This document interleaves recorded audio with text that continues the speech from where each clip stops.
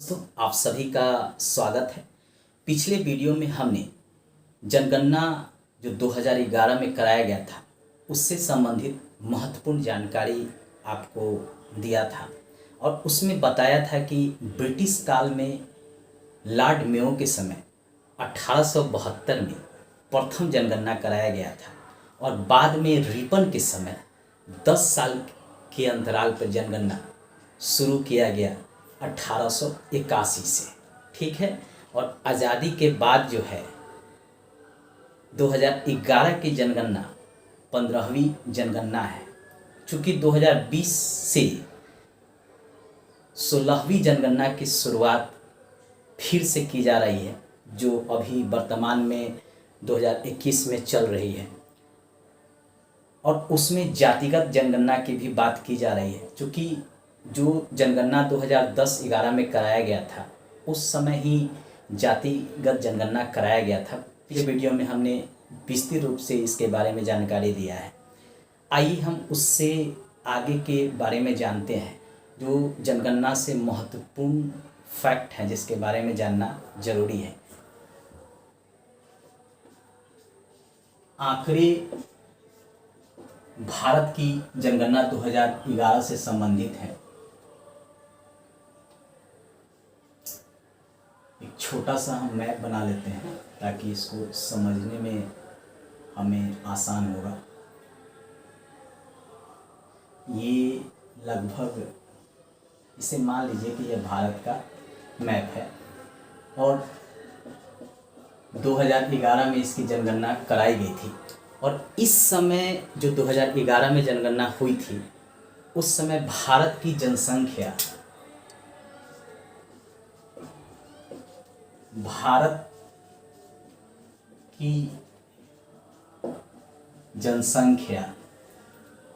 कितना था? 1,21,00,00,000 के लगभग था। कभी कभी एग्ज़ाम में पूछ देता है कि 2011 में जो जनगणना कराया गया था उस समय भारत की टोटल जनसंख्या क्या था। तो आप याद रखिएगा 1,21,00,00,000 के लगभग उस समय जनसंख्या थी। अब में जो 16वीं जनगणना कराया जा रहा है 2021 में, इसमें भारत की जनसंख्या बढ़ी है। उसके भी नए आंकड़े आएंगे, जब आएंगे तो उसके बारे में हम आपको जानकारी देंगे। अब ये तो हो गया कुल जनसंख्या। अब भारत की जनसंख्या विश्व की जनसंख्या का कितना प्रतिशत था, यह भी प्रश्न बार बार पूछता है।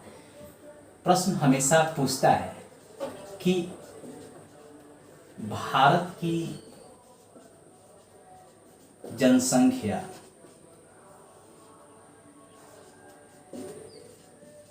विश्व की कुल जनसंख्या का कितना प्रतिशत था। तो यह था 17.5%। भारत की कुल जनसंख्या पूरे विश्व की जो जनसंख्या है उसका 17.5% था। ये भी प्रश्न जो है कई बार एग्जाम में पूछा जाता है।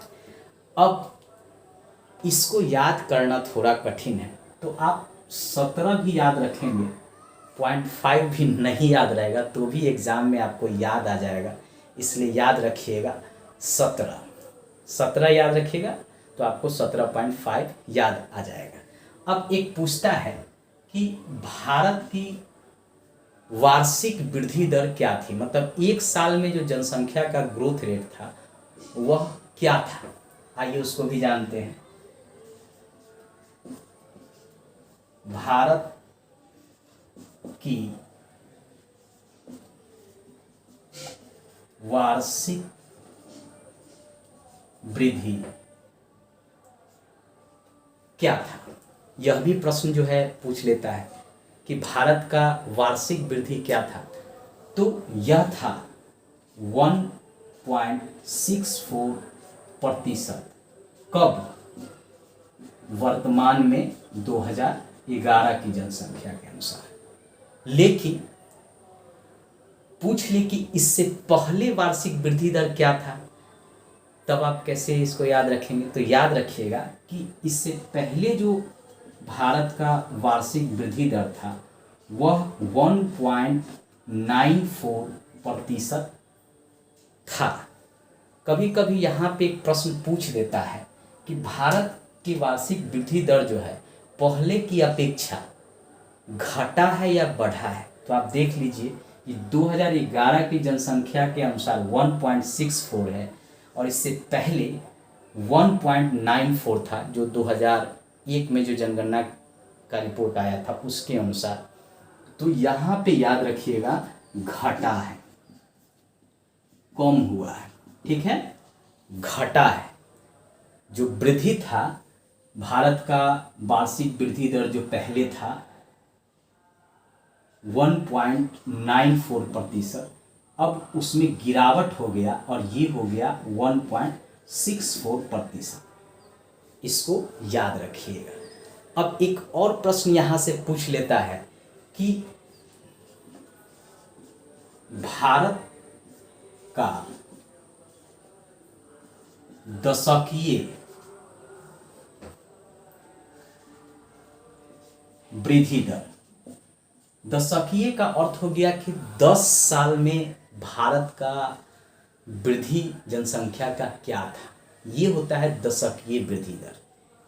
तो 2011 की जनगणना के अनुसार 17.5% था, 2011 की जनगणना के अनुसार। लेकिन जो इससे पहले की जनगणना कराई गई थी उस समय दशकीय वृद्धि दर 21.54% था। अब यहाँ भी आप देख सकते हैं कि भारत की दशकीय वृद्धि दर में गिरावट देखा गया है।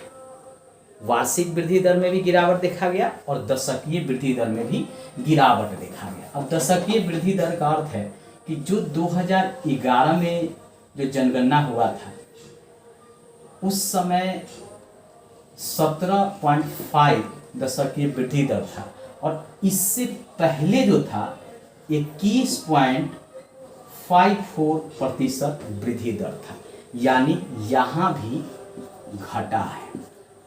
ये भी प्रश्न जो है कई बार आपसे पूछ देता है कि दशकीय वृद्धि दर बढ़ा है या घटा है। तो याद रखिएगा घटा है, वार्षिक वृद्धि दर भी घटा है और दशकीय वृद्धि दर भी घटा है। अब भारत की दशकीय वृद्धि दर तो घटा ही है, साथ साथ एक राज्य भी है जिसका दशकीय वृद्धि दर ऋणात्मक यानी घटा है। वह राज्य है नागालैंड। ये पूर्वोत्तर का राज्य है, यहाँ पे पड़ता है नागालैंड, ठीक है। इसका जो है ऋणात्मक आया है, कितना आया है? -0.6%, यानी इसमें घटा है दशकीय वृद्धि दर। अगर पूछ ले कि किस राज्य का दशकीय वृद्धि दर घटा है, निगेटिव में आया है, तो याद रखिएगा नागालैंड, ये पूर्वोत्तर का एक राज्य है, इसका दशकीय वृद्धि दर -0.6% दर्ज किया गया है। तो ये भी प्रश्न जो है कई बार आपके सामने जो है पूछा जाता है, तो इसको भी आप याद रखिएगा। अब यह भी जानते हैं कि भारत का साक्षरता दर 2011 की जनगणना के अनुसार क्या है। तो भारत की जो साक्षरता दर है, साक्षरता दर यानी प्रतिशत जो है वह 2011 की जनगणना के अनुसार 74.04% है। पहले यह 73 था, लेकिन बाद में इसमें सुधार किया गया और यह 74.04% वर्तमान में भारत की साक्षरता दर है। और इससे पहले क्या था, तो पहले जो था साक्षरता दर 64.84% के करीब था। यानी साक्षरता दर देखा जाए तो पहले की अपेक्षा भारत का बढ़ा है। अब पूछता है कि इसमें महिला और पुरुष का साक्षरता दर क्या है। पिछले बीपीएससी में एक प्रश्न महिला से पूछ लिया था कि महिला का साक्षरता दर क्या है भारत में, तो आइए उसको भी जानते हैं। तो पुरुष का जो साक्षरता दर है वह है 82.14%। शुरू में यह 80% के करीब दिया गया था, लेकिन बाद में इसमें सुधार हुआ है और 2011 में जो नया डाटा दिया गया उसमें पुरुष की साक्षरता जो है 82.14% बताया गया और महिला की साक्षरता दर 65.46% बताया गया कि महिलाओं की जो साक्षरता दर है वह 65.46%। एक चीज़ इसमें ज़रूर याद रखिएगा कि ये डाटा आपको याद रखना होगा, क्योंकि यही प्रश्न में पूछ लेता है। पुराना डाटा और नया डाटा, पुरुष साक्षरता दर, महिला साक्षरता दर, ये कई बार एग्ज़ाम में पूछ लिया जाता है और जान से एग्जामिनर के द्वारा इसको पूछा जाता है कि उनको पता होता है कि स्टूडेंट को यह जल्दी याद नहीं रहने वाला है। तो आप इसको याद रखिएगा, 2-3 बार अगर आप कोशिश करेंगे तो याद रह जाएगा। इसको ऐसे भी याद रख सकते हैं कि 75 से थोड़ा कम, 1 पॉइंट कम भारत की साक्षरता दर है, तो आपको याद हो जाएगा कि 74.04 अगर आपको याद भी नहीं रहता है तो 74 पॉइंट आपको याद रहेगा। उसी तरह पुरुष में याद रखिएगा 82, महिलाओं में 65। इतना भी अगर याद रहे तो आप एग्जाम में प्रश्नों को हल कर लेंगे। अब है जनसंख्या घनत्व। आइए जानते हैं कि जनसंख्या घनत्व कितना था भारत का। तो जनसंख्या घनत्व जो है वह 2011 की जनगणना के अनुसार 382 व्यक्ति प्रति वर्ग। इसका अर्थ होता है कि जैसे भारत में बिहार का सबसे ज़्यादा घनत्व है, तो ये मान लीजिए ये प्रति वर्ग में व्यक्ति जो निवास करते हैं जनसंख्या घनत्व, तो भारत की जनसंख्या घनत्व 382 व्यक्ति प्रति वर्ग माना गया है। पहले जो था यह जनसंख्या घनत्व वह था 325 व्यक्ति पहले। इसका अर्थ है कि अब जो है घनत्व में वृद्धि देखा गया है। क्या देखा गया है? वृद्धि, बढ़ा है पहले की अपेक्षा। अब पूछ लेता है कि लिंगानुपात, भारत का लिंगानुपात क्या है। लिंगानुपात का अर्थ होता है कि महिला पुरुष की जनसंख्या का रेशियो, मतलब 1000 पुरुष पे कितनी महिलाएं हैं। 2011 की जनगणना के अनुसार 1000 पुरुष पर महिलाओं की संख्या 943 है। 1000 पुरुष पे महिला जो हैं वह 943 ही है। यानी यहाँ भी पुरुष के अपेक्षा महिलाओं की संख्या कम है। पहले क्या था, जो पहले लिंगानुपात दर था वह क्या था, तो पहले था 1000 पुरुष पे 933। यानी यहाँ भी अगर देखेंगे तो वृद्धि दर्ज की गई है, यहाँ भी वृद्धि दर्ज की गई है। अब एग्जाम में आपसे प्रश्न जो है यही पूछ लेता है कि भारत का लिंगानुपात, तो आपको याद रखना है 943 1000 पर। पहले कितना था? 933। बढ़ा है या घटा है? तो वृद्धि हुई है। उसी तरह जनसंख्या घनत्व 2011 की जनगणना के अनुसार 382। पहले कितना था?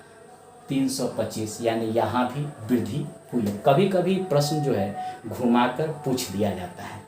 अब एक प्रश्न यहाँ भी है कि शिशु लिंगानुपात, शिशु लिंगानुपात, शिशु लिंगानुपात का अर्थ होता है कि 1000 बालक पर कितना बच्चियों की, लड़कियों की संख्या है, और यह 0 से 6 वर्ष के बच्चों के बीच ही गणना किया जाता है। तो इसके अनुसार 1000 बालक पर अगर देखा जाए तो 918 2011 की जनगणना के अनुसार बच्चियों की संख्या है, यानी लड़कियों की संख्या है। पहले क्या था? पहले 1000 पर 927 था। अब यहाँ देखिएगा तो यहाँ जो है घटा है, घटा है। लिंगानुपात अगर टोटल देखिएगा तो उसमें बढ़ा है, 943 हुआ है, पहले 933। लेकिन अगर शिशु लिंगानुपात देखेंगे तो उसमें घटा है, पहले 927 था, अब जो है 918 ही रह गया है। यह एक चिंता की बात है, क्योंकि इसका सबसे बड़ा कारण होता है कि लड़कों के प्रति माता पिता का आकर्षण अधिक होना, और दूसरा कारण है दहेज भी एक बहुत बड़ा कारण है। जैसे हरियाणा में सबसे कम लड़कियों की संख्या देखने को मिल रहा है, पंजाब में भी यही हाल है, कई अन्य केंद्र शासित राज्य में भी यही रेशियो है। लड़कों की तुलना में लड़कियों की संख्या कम है। तो अब तो साक्षरता दर भी महिलाओं में बढ़ा है। लड़कियों की शिक्षा के साथ साथ उनके विकास पर भी बल दिया जा रहा है। लेकिन फिर भी अगर डाटा को देखा जाए 2011 की जनगणना को, तो उसके अनुसार जो है अभी घटा है पहले की अपेक्षा। तो इसको भी याद रखिए। कभी कभी वह वृद्धि हुआ है कि कम हुआ है, ये प्रश्न पूछ लेते हैं, तो इसको आपको याद रखना होगा। आइए अब भारत की साक्षरता दर देखते हैं कि किस राज्य में सबसे अधिक है और किस राज्य में सबसे कम है, और ट्रिक पर भी इसको देखेंगे। सर्वाधिक साक्षरता, सबसे ज्यादा साक्षरता जो है वह है केरल में। केरल में ये प्रथम स्थान है सर्वाधिक साक्षरता के मामले में, और यहाँ पे लगभग 94.6% लोग साक्षर हैं। पूर्ण साक्षर राज्य माना जाता है केरल को, पूर्ण साक्षर राज्य। साक्षरता, अब मैप में देखिए, यहाँ पे ये केरल है, यहाँ पे केरल है, सबसे ज्यादा इसी की साक्षरता है, लगभग 94.6% यहाँ की साक्षरता है। अब इसके बाद कौन है? तो इसके बाद है मिजोरम। मिजोरम, यहाँ की साक्षरता कितना है? तो 91.3% के लगभग है। ये भाग है मिजोरम का, ठीक है, और यहाँ की साक्षरता है 91% के लगभग। तीसरा उसके बाद साक्षर राज्य कौन है? तो वह है गोवा। याद रखिएगा, तीसरा कौन है? गोवा। यहाँ लगभग 88.7% लोग साक्षर हैं। केरल के ठीक ऊपर ये है गोवा। मैप से आपको थोड़ा याद रहेगा, अगर मैप के थ्रू अगर आप देखेंगे तो आपको थोड़ा सा याद रहेगा कौन राज्य कहाँ है, किसका साक्षरता दर कितना है। उसको आप मैप के थ्रू भी याद रख सकते हैं। अब एक ट्रिक के आधार पर भी इसको आप याद रखेंगे। इसके लिए बहुत आसान ट्रिक है, वह है केला खाकर मजा आ गया। केला खाकर मजा आ गया।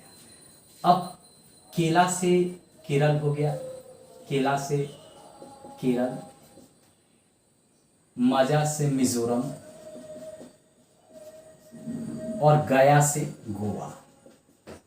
कितना आसान ट्रिक है, केला खाकर मजा आ गया, केला खाकर मजा आ गया।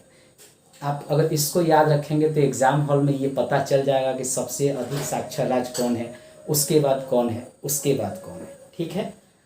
अब सर्वाधिक साक्षर है तो ऐसा भी राज्य होगा जहां सबसे कम साक्षर होगा या न्यूनतम साक्षर जिसको कहते हैं वो होगा।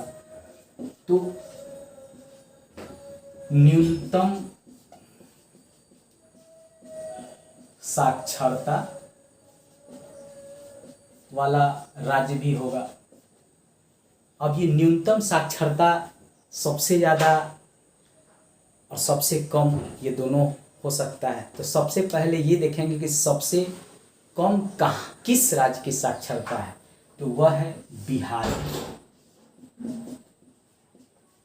बिहार की ये प्रथम स्थान पे है, ये दूसरे तीसरे यहाँ बिहार की। यहाँ की साक्षरता है 63.82%।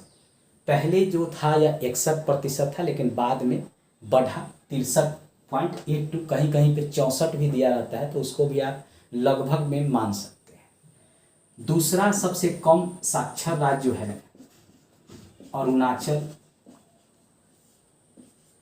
प्रदेश है। यहाँ की साक्षरता है 66.95%। और तीसरा राज्य जो है वह है राजस्थान। यहाँ की साक्षरता जो है 67.06% है। अब बिहार मैप में देखिए, बिहार यहाँ पे है। ठीक है, बिहार यहाँ की साक्षरता है लगभग 63.82%, ये याद रखिएगा। उसके बाद है अरुणाचल प्रदेश। तो ये है अरुणाचल प्रदेश का क्षेत्र, अरुणाचल प्रदेश। यहाँ पे कितना है, तो 66.95%। उसके बाद है राजस्थान। तो मैप में ये राजस्थान का क्षेत्र है। ठीक है, राजस्थान का क्षेत्र है और यहाँ पे 67.06% लोग साक्षर हैं।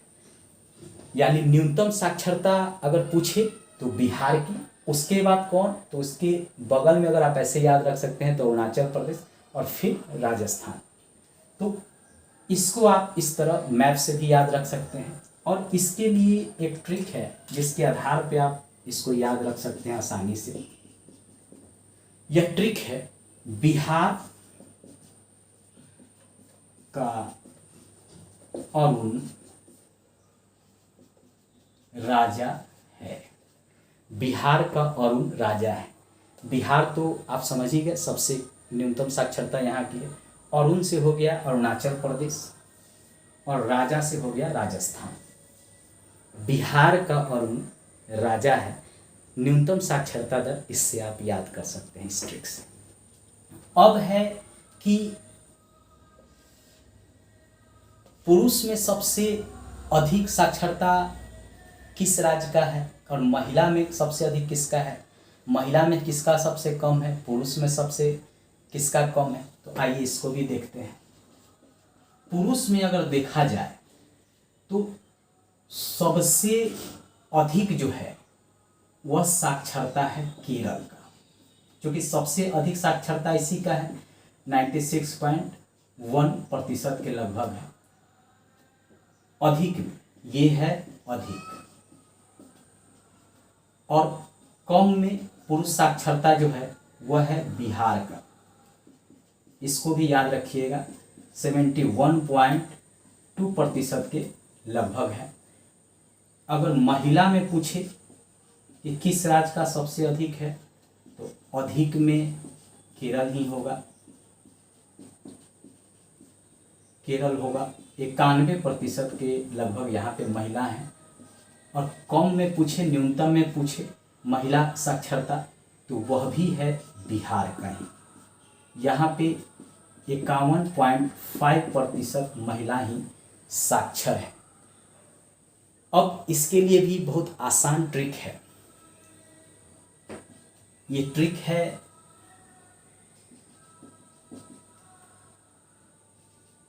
केरल का पुरुष बहुत अच्छा है।